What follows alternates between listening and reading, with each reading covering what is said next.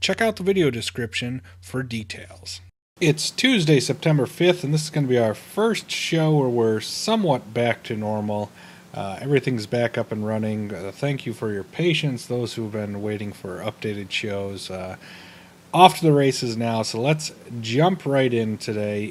What we're going to be discussing is our portfolio, the stocks that are down the most, the stocks that are really getting beat up. And we're going to discuss some of the things that have been holding them back in the short term. Now, for our portfolio that we track on the show here, we like to talk about all kinds of stock, but our main focus of what we track, what you see on the ticker, is it's my kids' college fund. It's the stocks that we're buying for that. So I wanted to go over a couple of things with that. It is a long-term portfolio, so we're investing for things for 10 years out. So some of the picks seem a little goofy at times. Now, one of the things when you're investing long-term, and this is why we talk about investing on paper to see kind of how the stocks move and play, is if you want to be a short-term investor, I'm going to kind of go over the pitfalls in the short term that are holding these back to give you an idea of stocks. Certainly that we wouldn't have invested in short term to get short term games, and we can kind of see why as this plays out as we hold them long term. So we're going to go by stock. Let's pull up the portfolio here, and we're going to go over all the ones in the red. Let me pull it up full screen. I'm going to go over all the ones in the red and talk about the news that's been holding them back short term to kind of give you an idea of what you look for and what not to do if you're short term investing. It's really easy to see when you do long term, where I like to see these dips long term so I can buy into them more. So short term, not a good idea if you're looking to hold these for a month or less.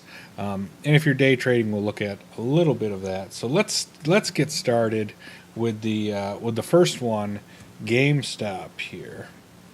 Get my highlighter out here. GameStop down 15%. Now there has been some real negativity towards retail in general. So that should be the first thing that if you want short-term games, stay away from that. Stay away from these retail stocks. Let me just pull up some charts here on GameStop as we look at that. Pull up the full chart. Here we go. I got it up here. First thing, retail's been beaten down. So there's been so much negativity on this. I wouldn't be investing in any retail for short-term games. Now, as a trading mechanism, a lot of people have made a lot of money off of GameStop. The sell-offs around when they report their earnings or their big sell-offs has always yielded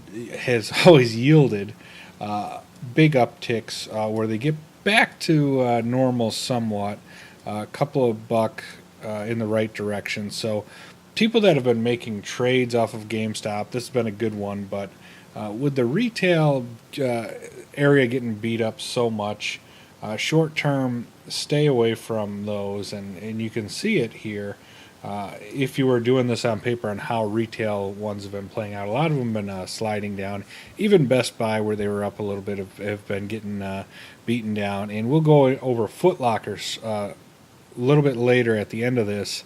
They have gotten killed. So retail that's had some mixed or good earnings have gotten beat up. You had to really get a good beat, a la Blockbuster, to get any kind of real push, and they've since slid. But so GameStop was certainly not a great one to look at short term, and that's the reason why retail. Now, the reason why we like GameStop, I'm also going to tell you why we like them long term. Like GameStop long term, their turnaround, their cash, their dividend, their cash flow, all of it very good. I actually saw one of their 50/50 stores this weekend.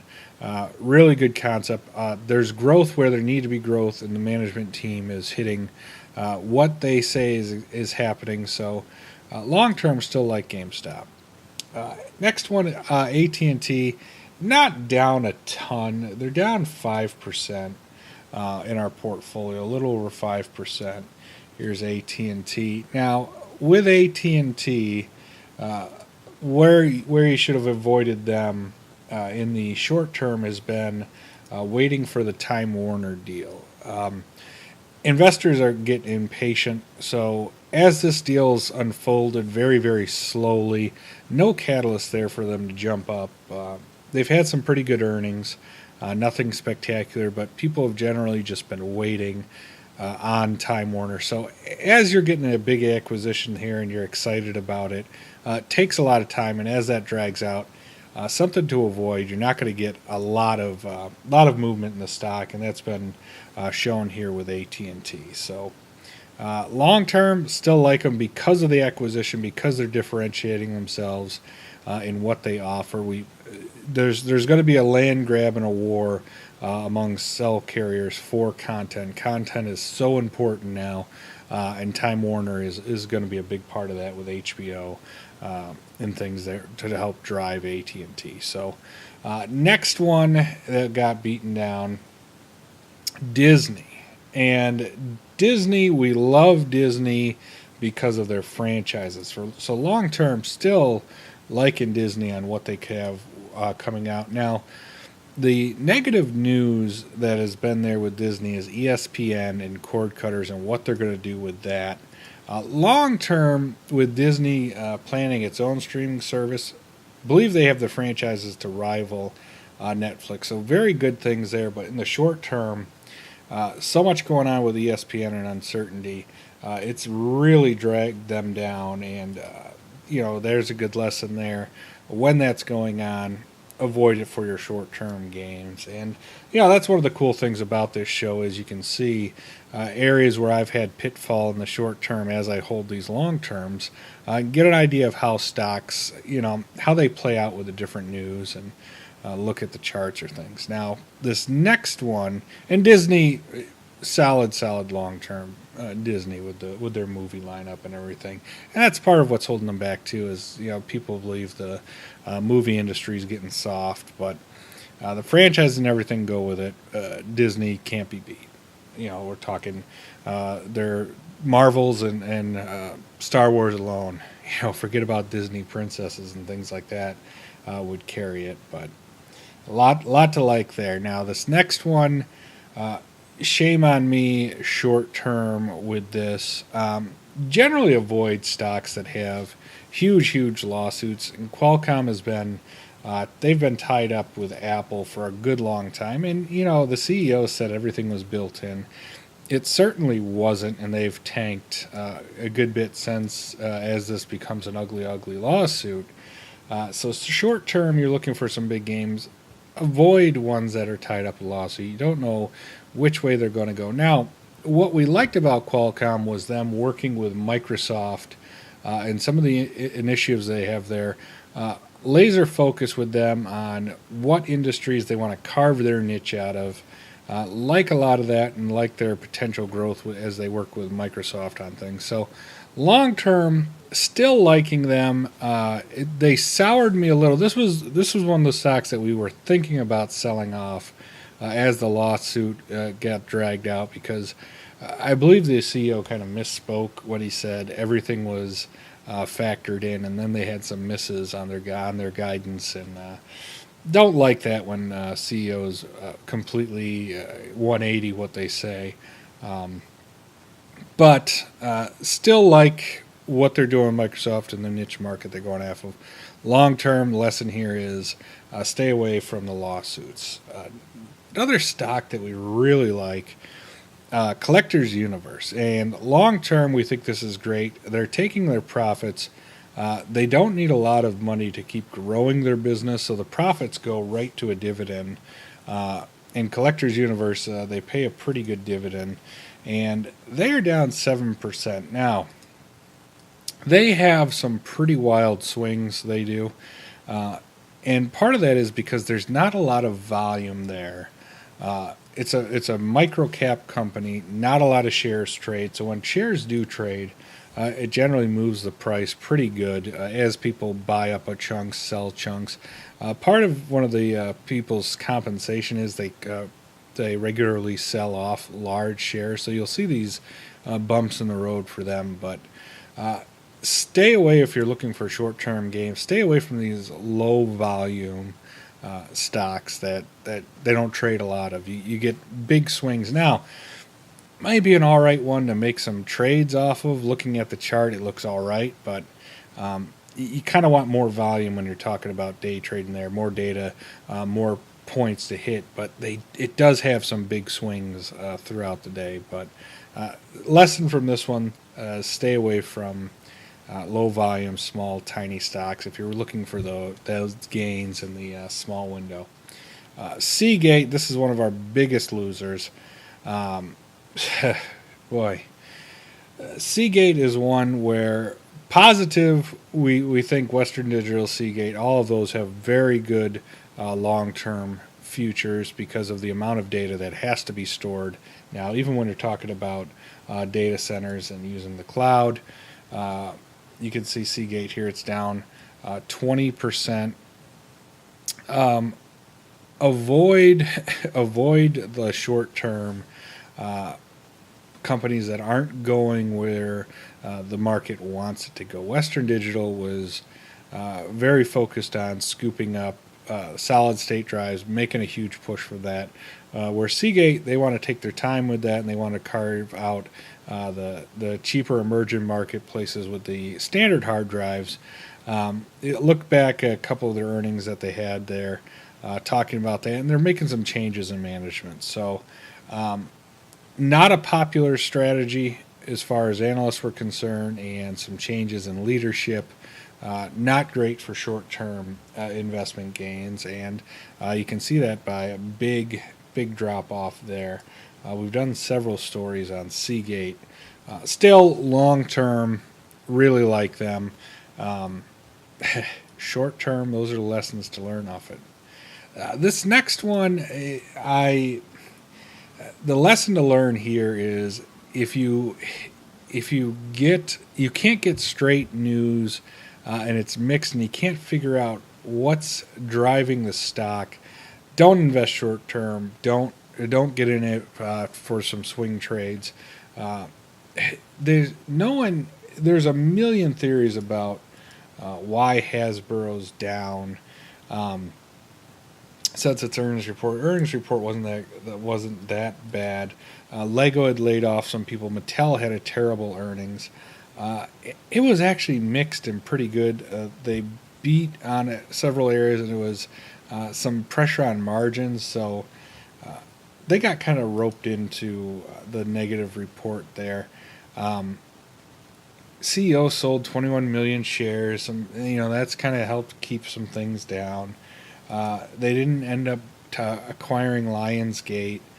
That would have provided some additional content for them.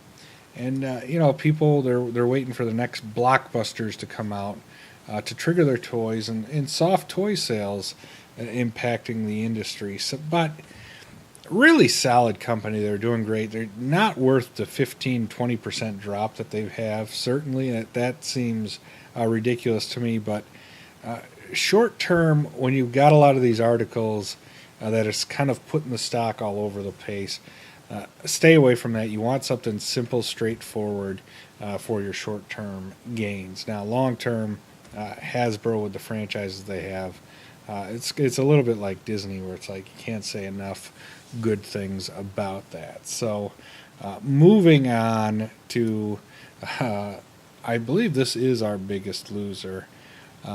Foot Locker, and a couple of lessons here with Foot Locker. One, it's the same. It's the retail space. Stay away from it there if you want short-term gains. Everyone's dumping on the retail space. They can't do right. Two, the lesson, we have way more stocks than we should. And part of that is for the show. So I have more to talk about than like the same 5 stocks, but a reasonable portfolio wouldn't have this many for this amount of money. So you'd have a tighter control over how many stocks you have, and not spread it over this many. If you're dealing with this many, you just get an ETF generally. But for a couple reasons, One, for the show, and two, because I'm doing very, very long-term investing. I have more than normally you should. A lot of people have brought that up as, I should only have four or five, and I agree with that 100%. But there's some reasons for that, and but Foot Locker, they're the example of a slightly negative earnings report for retail is the kiss of death. Pressure with Amazon making moves into the footwear industry. But if you look at Foot Locker here, they got $1 billion in cash. Okay, they got $1 billion in cash, and let me bring up their statistics here. Do a little zoom in, easier to read.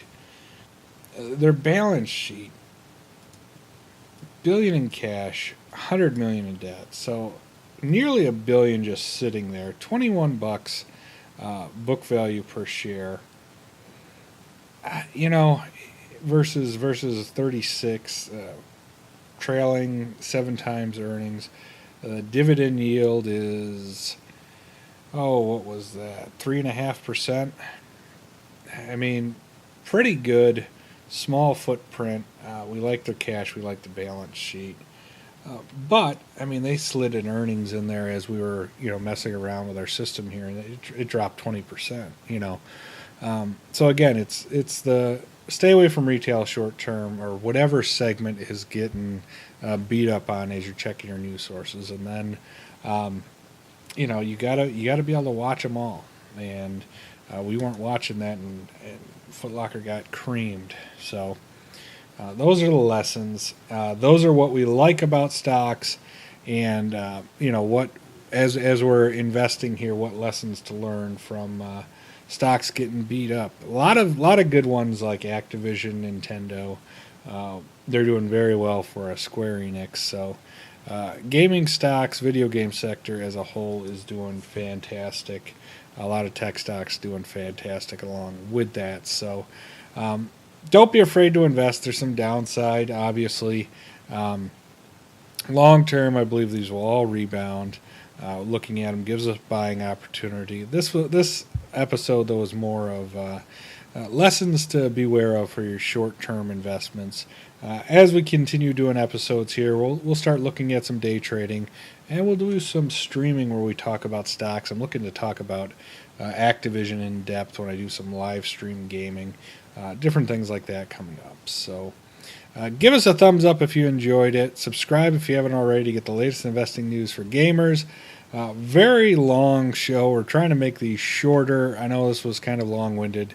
Getting back in the swing of things, after the break and after a week or plus of having the system down. So thanks for watching. Thanks for bearing with me, and we'll be back to normal here. Post some comments, and we'll reply to them. So thanks for watching, and we'll see you tomorrow.